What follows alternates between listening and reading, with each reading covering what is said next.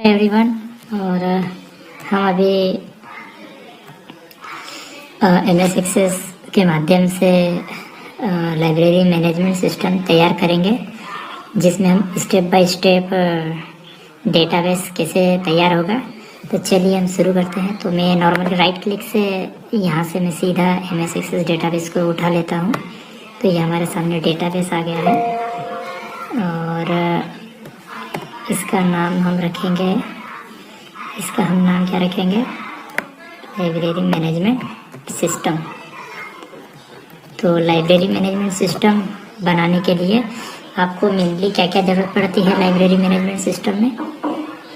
तो एक आपको पड़ेगा टेबल। आप डेटा सेव कहाँ करोगे, तो उसमें से कौन कौन सा डेटा होगा। लाइब्रेरी में ज़्यादातर बुक्स होती है, तो बुक्स के आपको एक बुक की टेबल बनाना पड़ेगी। दूसरा फिर आपको बनाना पड़ेगी मेंबर की टेबल, कि बुक्स पढ़ने के लिए कौन कौन मेंबर आते हैं। और ठीक इसी तरह से आपको बनाना पड़ेगी ट्रांजैक्शन टेबल या बुक्स के लेन देन के टेबल।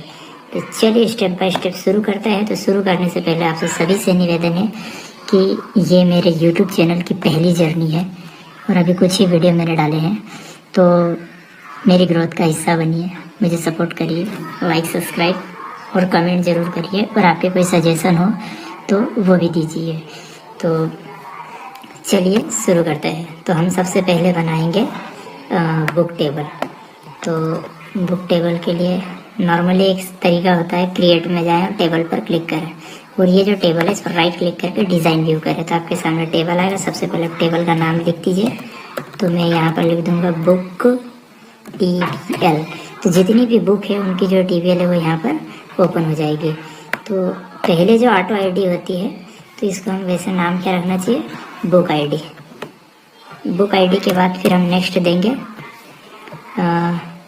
Book title. आपके पास जो बुक है उसका टाइटल क्या है, तो बुक टाइटल हम शॉर्ट नेम रखेंगे। उसके बाद है जो बुक है उसका ऑथर कौन है, ठीक है। तो ये हमारा ऑथर आ जाएगा। ऑथर भी भाई शॉर्ट टेक्स्ट में रहेगा।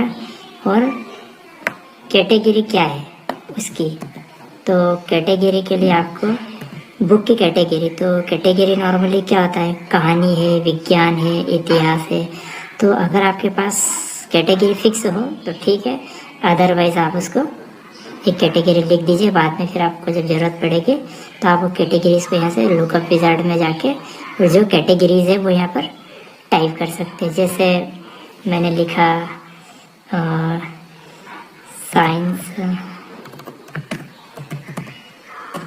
साइंस, फिर स्टोरी, फिर मोटिवेशन। तो इससे आपको फ्यूचर में जब आप इसकी ग्रुपिंग करोगे, क्लबिंग करोगे, तो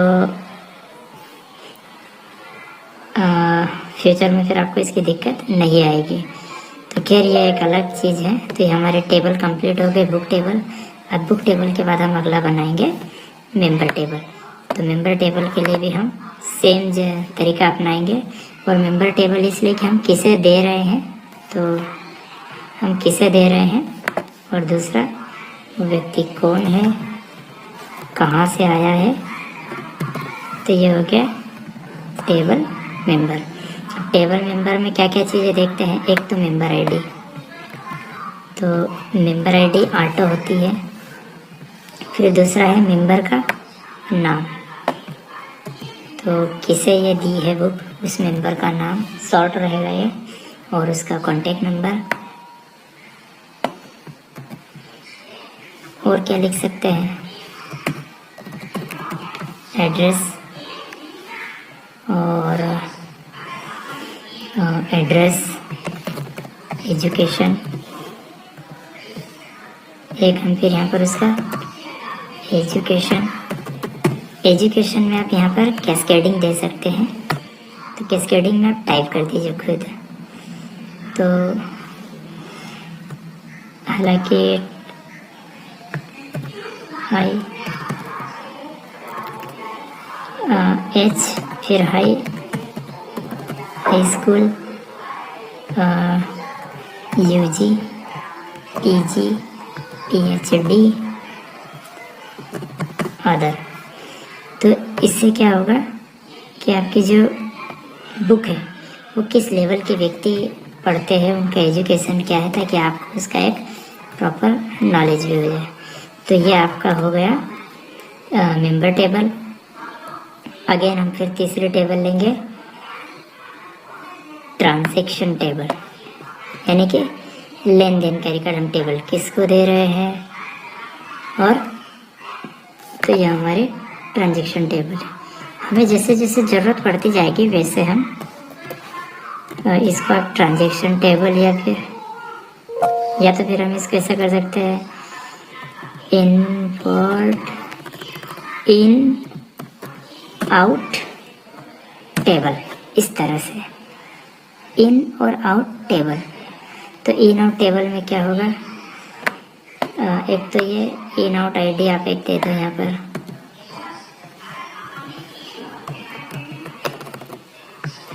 इन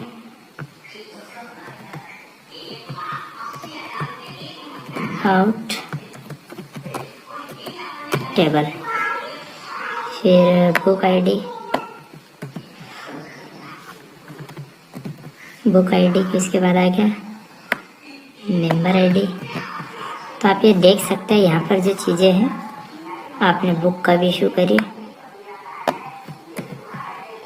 तो आपने उस 2 टेबल में जो डेटा है वही डेटा मैंने यहाँ पर डाला है, क्योंकि बात डेट की हो रही है इसलिए मैं इसका जो पैटर्न है वो डेट में डाल दूंगा। मेंबर आईडी है तो मैं इसको नंबर कर दूंगा, बुक आईडी है वो भी यहाँ पर नंबर हो जाएगी, और ये टेबल सेव।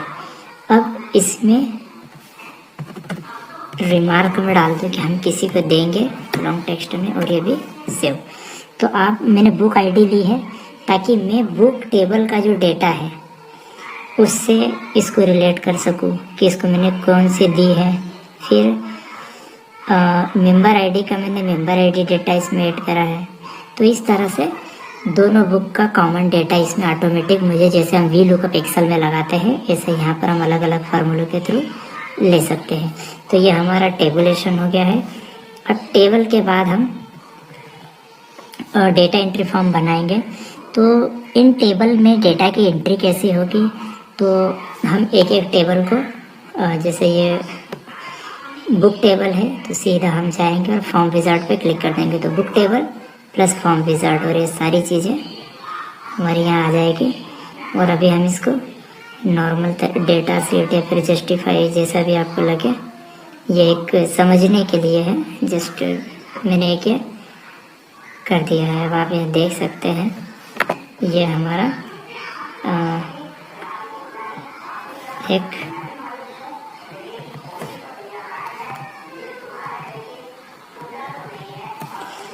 तो ये सारा जो है, ये जितने भी हमारे पास बुक है अब हम इस फॉर्म के थ्रू इनकी एंट्री कर देंगे कि हमारा ज़्यादातर ये तरीका होता है, स्टॉप कर दो।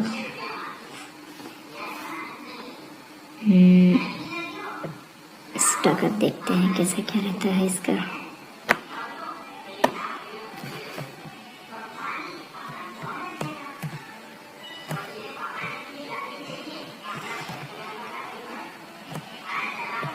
ठीक है, तो ये हमारा एक तरह से हो गया। मुझे बैकग्राउंड कलर अपनी क्रिएटिविटी के साथ में, तो ये जो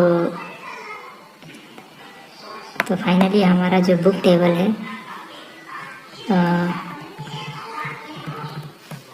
बुक एंट्री फॉर्म, तो ये हमारा एंट्री फॉर्म बन गया है। अच्छा, हमको इसको रिमूव भी कर सकते हैं। ठीक है, ये हमारा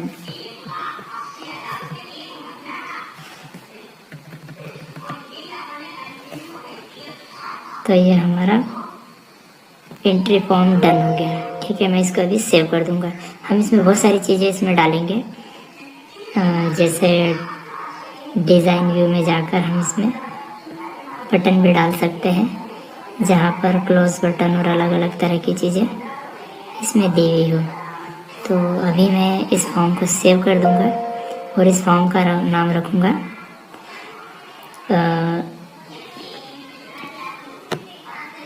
तो ये हमारा बुक टेबल फॉर्म हो गया। अब ऐसे ही इन आउट का मैं बना दूंगा। तो ये भी मेरा फॉर्म विजार्ड पे आ जाऊंगा, ऑल सेव, और ये मेरा ये भी फॉर्म कंप्लीट हो गया। बस इस तरह से सारी चीज़ें, और इसको भी अगेन मैं वही नाम दूंगा। फिर हमारा मेंबर फॉर्म आ जाएगा, इसमें भी है। तो हमने बहुत ही सिंपल और कम समय में सीखा फॉर्म कैसे बनाना। ये हमने दिया था एजुकेशन और ये सारा आ गया। तो ये हमारा फॉर्म बन के तैयार हो गया है और ये हमारी टेबल बन के तैयार हो गई है। तो अब हम आगे करेंगे किताबों का लेन देन, है ना। तो क्वेरी के थ्रू हम इसमें अलग अलग डेटा की रिपोर्ट बनाएंगे, और जो रिपोर्ट हमारी बनेगी तो इस सरल प्रक्रिया से हम ये भी देख सकते हैं कि लाइब्रेरी में कितनी बुक्स है, कितनी बुक्स हमने किसी को दी है, तो पेनल्टी, लेट फीस, सारी चीज़ें ऐड कर सकते हैं।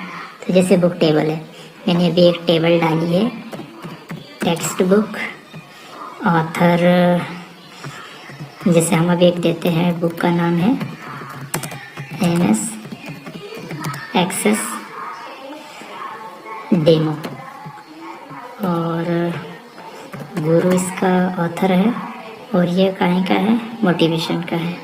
और ये देख सकते हैं शेव का है, ये न्यू रिकॉर्ड है। इसको यहाँ से हम सेव कर देते हैं। न्यू रिकॉर्ड एक हमने डाल दिया, एक्सेल बुक, ऑथर एक्सेल, और ये कहीं का है, इसको भी हम मोटिवेशन में डालते हैं। तो ये भी हमारा सेव हो गया है। तो ये हमारी कुछ एंट्री बुक में हो गई है। अब इन और आउट में हम डाल देते हैं। तो इन और आउट में क्या है कि जैसे जो मेंबर डेटा है हम यहाँ पर डाल देते हैं, रवि, कॉन्टेक्ट नंबर 1 2 3 4 5 6 7 8 9 और 10, एड्रेस इंदौर, एजुकेशन UG, और ये सेव। फिर इस तरह से हम आउटपुट में अगर जाएंगे ना, तो हमें यहाँ क्या करना चाहिए, कुछ चीज़ें हैं जो मैं आप लोगों को ये बताऊंगा। तो हमारा जो डिज़ाइन टैब है, यहाँ पे हमें आना है, और हमने मेंबर टेबल में एक नाम देखा है, तो इसे हमें क्वेरी में ले जाना चाहिए। क्वेरी इसलिए भी ज़रूरी है क्योंकि क्वेरी से आप किसी भी डेटा को प्रॉपर कैलकुलेटिव वे में ले जा सकते। जैसे मेंबर और मेंबर का कॉन्टैक्ट नंबर और ये सारी चीज़ों के लिए मैं यहाँ पर क्वेरी का यूज़ करूँगा। तो कैसे ये काम आएगा ये भी मैं बताता हूँ। तो मैंने क्या करा, मेंबर जो टेबल है उससे क्वेरी बनी है। अब उसकी क्वेरी बनाने के बाद क्या होगा कि मैं जब भी इसको ओपन करूँगा तो यहाँ जो मेंबर है उनके नाम और कॉन्टैक्ट नंबर मुझे दिखेंगे। तो इसका मैं यूज़ कैसे कर सकता हूँ, इसका यूज़ मैं करूँगा इन और आउट टेबल में। तो इन और आउट टेबल में इसका यूज़ कैसे करूँगा, डिज़ाइन वे में जाऊँगा और मैं यहाँ पर लूँगा कॉम्बो बॉक्स। तो कॉम्बो बॉक्स में क्या है कि मुझे अलग से नाम टाइप नहीं करना पड़ेगा, क्योंकि मेरे पास जो मेंबर मास्टर है वहाँ पर मेरा जो मेंबर है उसका सारा डिटेल मुझे यहाँ से ऑटोमेटिक मिल जाएगा। तो मेरे मेंबर मास्टर में जितने नाम है वही मुझे यहाँ पर मिलेंगे। तो मेरे मेंबर मास्टर में जो नाम है, जैसे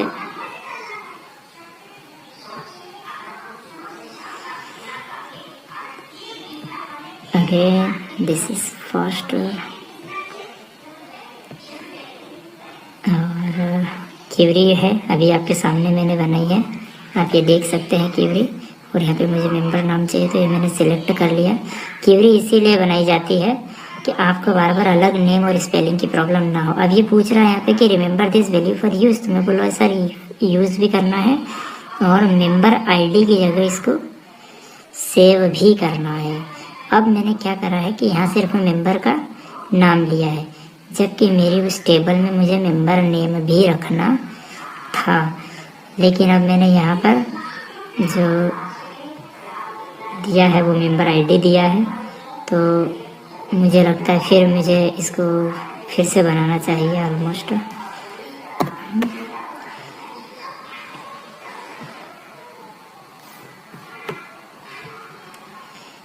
ये हमारी क्वेरी है।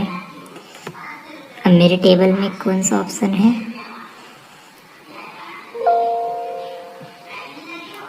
मेरे टेबल जो है क्वेरी है, इसमें कौन सा ऑप्शन है? ओनली 2। तो मैं मेंबर आईडी भी यहाँ पर जोड़ लेता हूँ, क्योंकि मेरी इस टेबल में जो इन और आउट टेबल है, यहाँ पर आप देख सकते हो मेंबर आईडी का ऑप्शन है, ओनली मेंबर नेम का ऑप्शन नहीं है। तो मैं अगेन एक यहाँ पर ऐड करूँगा कॉम्बो बॉक्स, और ये कॉम्बो बॉक्स में क्वेरी में ओपन करूँगा। क्वेरी में मुझे ओहो काफ़ी प्रॉब्लम क्रिएट कर रही थी, मैंने सेव नहीं किया। तो अगर सारी चीज़ें सब व्यवस्थित रहेगी तो मैं यहाँ सारी चीज़ें आपके सामने दिखा पाऊँगा। तो ये हमें कब काम आता है? जब आपको जैसे अभी हमने स्टेट सिलेक्ट करा, तो ये कैस्केडिंग में भी काम आता है। तो मेंबर का नाम सेव हो लेकिन दिखे नाम में, लेकिन जब आईडी की बात आए तो आईडी क्या सेव हो उसकी, ये इस तरह से हो जाएगा कि भाई दिखे आईडी सेव हो। क्योंकि आप अगर इनपुट टेबल में एंट्री करोगे तो आपको तो आईडी पता ही नहीं है, अब आईडी कहाँ सेव हो जाएगी? मेंबर आईडी में। तो ये यहाँ पर कुछ इस तरह से दिखेगा। तो अब मैं इसका थोड़ा सा आपको यूज़ करके बताता हूँ। तो यहाँ पर ये है। अब मैंने इसको जैसे सिलेक्ट करा तो ये लिस्ट है। तो मेरे पास जितने मेंबर हैं उनकी लिस्ट यहाँ पर ओपन हो जाएगी। अगर ये कॉम्बो बॉक्स होता तो वो यहाँ पर सेव हो जाता। तो जैसे मैंने एक मान लीजिए, अब जो एक मेंबर टेबल है, यहाँ पर मैं एक और डेटा यूज़ कर सकता हूँ, जैसे राजू। कॉन्टेक्ट नंबर अभी मेरा थोड़ा सा अलग है, इंदौर। और यहाँ पर मैंने इसको PhD के लिए सेव कर दिया उसका डेटा। और अभी मैं आ गया क्लोज करके। अब मुझे यहाँ पर एक फॉर्म एंट्री करना है अगेन। तो ये मेरे पास 2 कस्टमर है। तो मेरे पास बुक आईडी क्या है? 01। तो मैं ऐसे बुक आईडी को भी ला सकता हूँ। मेंबर आईडी राजू है तो ये राजू की 2 आईडी, तो ये आईडी ऑटोमेटिक आ गई है। इशू डेट मैं आज की इसको ले लूँगा, और रिटर्न डेट उसने क्या प्रॉमिस किया है कि मैं इसे रिटर्न दे दूँगा 16 तारीख को। तो यहाँ पर मैं रिमार्क लिख दूँगा, for example book return on time 10 rupees per day penalty. ये एक मैंने लिख दिया है। तो हम ये भी कर सकते हैं कि यदि इस डेट से 3 दिन ऊपर होने पे यदि पेमेंट नहीं आया तो पेनल्टी ऑटोमेटिक कैलकुलेट कर ले। तो जब हम इसको एडवांस करेंगे तब हम इसे सीखेंगे। तो ये हमारा फॉर्म्स है। अब इस फॉर्म में जैसे ये रवि और ये अलग अलग दिख रहा है, तो मुझे सर इस तरह से नहीं करना है। मुझे तो बढ़िया इसको सिर्फ एक फॉर्म में मैं क्लिक करूँ, जैसे हम स्टेट को क्लिक करते हैं तो फिर स्टेट ओपन होता है। तो ये मेंबर का नाम और उसकी आईडी है, इसको ऊपर रखा। पहले नंबर पे हमें रखना है मेंबर की आईडी को, ताकि आपका डेटा वहाँ सेव हो। दूसरे पे नाम, ताकि आप नाम देख सको कि आईडी वही है लेकिन वहाँ पे नाम भी दिख रहा है। तो ये जैसे आईडी है मैं इसको कर दूँगा फर्स्ट नंबर पे, क्योंकि मेरे टेबल पे क्या सेव करना है मुझे? Member ID. इस तरह से मेरा ये डेटा, अब ये कहाँ सेव हो? तो ये डेटा सेव हो मेंबर आईडी वाले कॉलम में। तो अब यहाँ पर मेरे सामने क्या होगा? ये रवि वाला भी आ गया और ये भी आ गया है। तो अब मैं क्या करूँगा, जब भी इसको क्लिक करूँगा तो मेरा कॉम्बो होते दिख गया रवि राजू। अब मैं क्या करूँगा, ये वाली जो टेबल है ये वाला इसको हटा दूँगा और इसको यहाँ कर दूँगा। तब मुझे यहीं पर उसको, आई होप आप समझ पा रहे होंगे। जो बिगिनर है उनको थोड़ी सी कन्फ्यूज़न अगर हो, तो कहीं पर भी कोई कन्फ्यूज़न हो मुझे टेक्स्ट करें। मैं इसी वीडियो को ये पर्सनली अगर मैं हो सका तो मैं पर्सनल लेवल पर भी आपको इसके बारे में जानकारी दे दूँगा। Select member ID. तो मेरे यूट्यूब जर्नी में आपका स्वागत है। सपोर्ट करने के लिए प्लीज़ लाइक करें। वीडियो कैसा है बताएं। और इस तरह की चीज़ें आपको अच्छी लगे तो प्लीज़ सब्सक्राइब करें। तो ये हमारा पार्ट फर्स्ट है।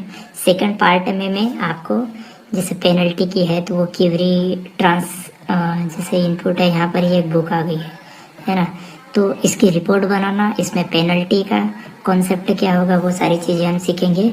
तो मिलते हैं पार्ट 2 में। Thank you for watching, subscribe again.